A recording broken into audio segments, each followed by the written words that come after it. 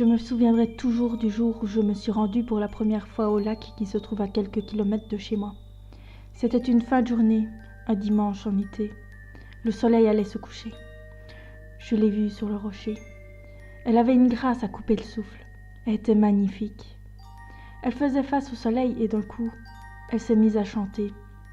Sa voix, elle était si belle, si douce, si semblable au cristal. Je me suis arrêtée pour l'observer et l'écouter. Je n'avais jamais ressenti un tel sentiment d'apaisement auparavant. Je me demande toujours si ce n'était pas un rêve. Je ne sais pas combien de temps je suis restée plantée là. Cela m'a semblé durer une éternité tellement j'étais subjuguée. Une fois son chant fini, je ne sais pas ce qu'il s'est passé. Elle s'est retournée, m'a vue. Je ne pouvais voir que sa silhouette, puis elle a disparu d'un coup. Je suis rentrée chez moi abasourdie par ce qu'il venait de se passer. Je ne savais pas si c'était un rêve ou la réalité, mais cela m'a laissée sans voix. Il fallait que je retourne au lac le lendemain après le boulot. Cette nuit-là, je n'arrivais pas à dormir. Ce chant, cette silhouette me hantait. Ma journée au travail me semblait très longue aussi, et mes collègues très ennuyeux. Tout ce que je voulais était de retourner au lac, revoir la même chose qu'hier. Une fois ma journée finie, j'ai foncé au lac. Je voulais m'assurer que tout était bien réel. Alors, une fois arrivée, je me suis mis au même endroit que le jour avant et j'ai attendu jusqu'au coucher du soleil. Plus je sentais le moment arriver, plus mon cœur battait fort. Je voulais tellement la revoir, entendre cette voix. Elle est réapparue, de nulle part, sur le rocher, où je l'avais vue, faisant face au soleil. Cette si belle créature n'était donc pas un rêve. Elle s'est mise à chanter. Ce chant, simple mais apaisant, je ne voudrais jamais que cela s'arrête. Je suis retournée tous les jours de la semaine au lac. J'ai même acheté un magnétophone pour enregistrer ces si douces mélodies et l'écouter quand je voudrais.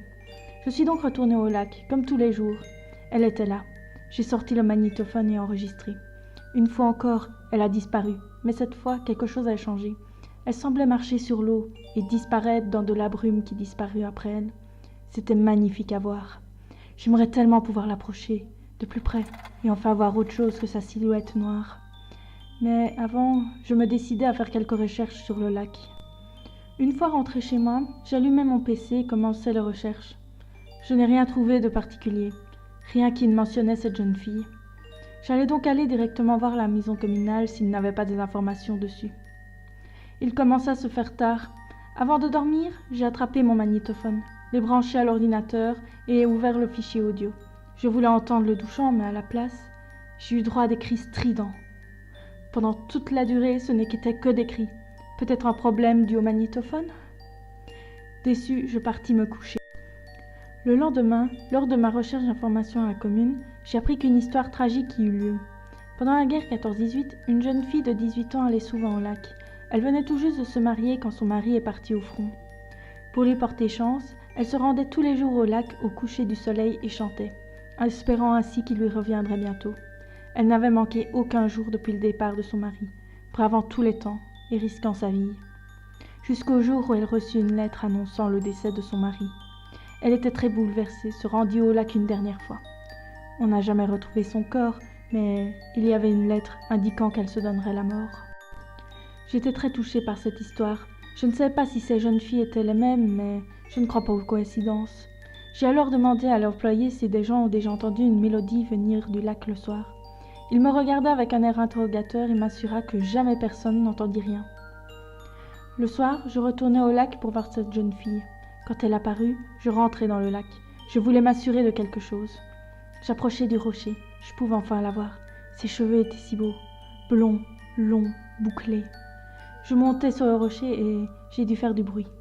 Elle se retourna, interrompant son si doux chant. Elle me regarda d'un coup, son regard s'illumina. « Georges, dit-elle, tu es revenu ?» Je la vis sourire. Elle était magnifique. Elle recula. Elle semblait flotter, puis elle disparut. Depuis ce jour, je ne l'ai plus jamais revue, mais je peux entendre son chant tous les soirs.